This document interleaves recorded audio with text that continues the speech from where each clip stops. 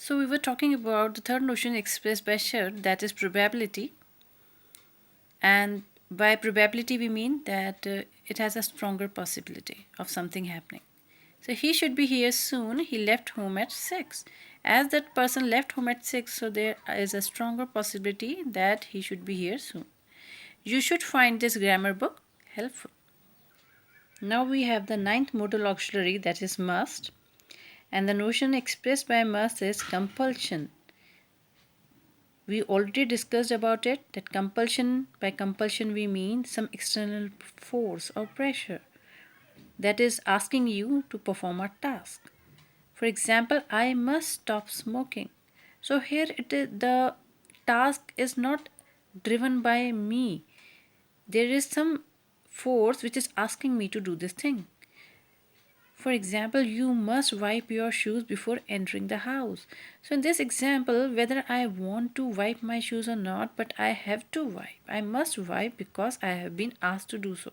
I have been ordered. So, by compulsion, we mean that there is some external force that is working, that is asking you to do the task.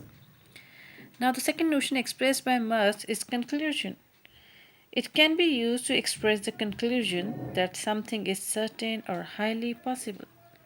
There is a doorbell. That must be the postman because the way someone has rung the doorbell, this is generally done by postman. So that must be the postman. It's a conclusion.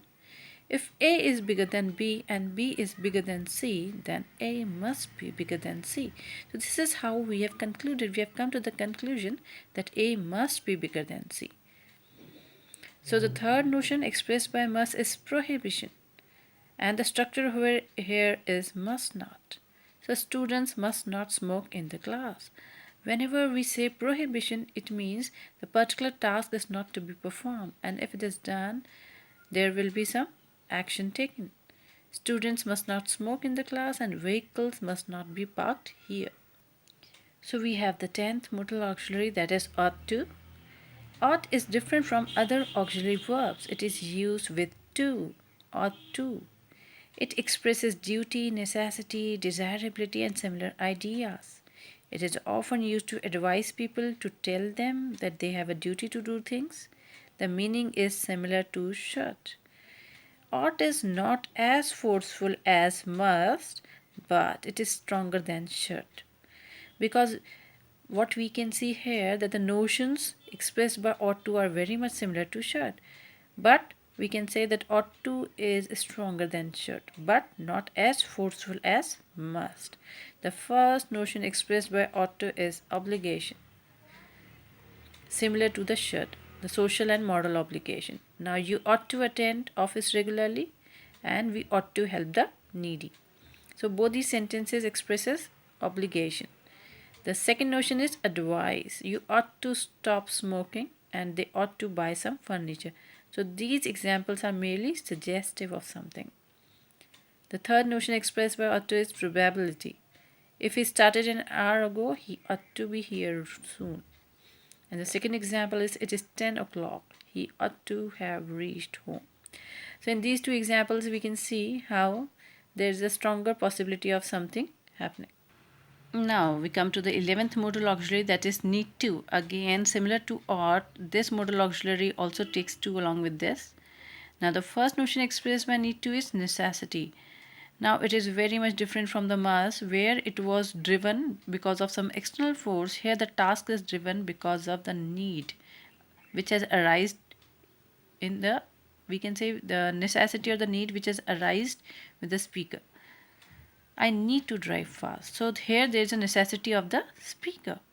She needs to take rest as she is ill. So here nobody is forcing her to take rest. Now this necessity is self-driven. Let's have a look at the second notion expressed by the modal need to, that is lack of necessity, and the structure will be need not. You need not drive fast, we have sufficient time. So here there is no necessity, no urgency of doing anything. You need not search the matchbox. I have a torch. So in these two examples, we can see that need not means there is no necessity for a particular task to be performed. Now we come to the 12th modal auxiliary, that is used to. Again, we use to with this modal auxiliary, and the only notion expressed by used to is the past habit. The habit which was there in the past and is not there in the present. She used to always carry an umbrella, but now she doesn't. He used to smoke a lot. So in these two examples we can see by used to we mean the habit that existed in past. And now the last, that is the 13th modal auxiliary, that is dare. But dare we mean to have courage. So he dared jump into the river. It means that person had the courage to jump into the river. How dare you touch my bag? So how dare you means how can you have that courage that you touched my bag? And the second notion expressed by dare is to lack courage. That is dare not. That is expressed by dare not. I dare not talk to him means I don't have courage, I lack courage, or the absence of courage. She dare not tell the truth to her parents. So she does not have the courage to tell the truth to her parents. So, dear students, these were the 13 modal auxiliaries along with their usages.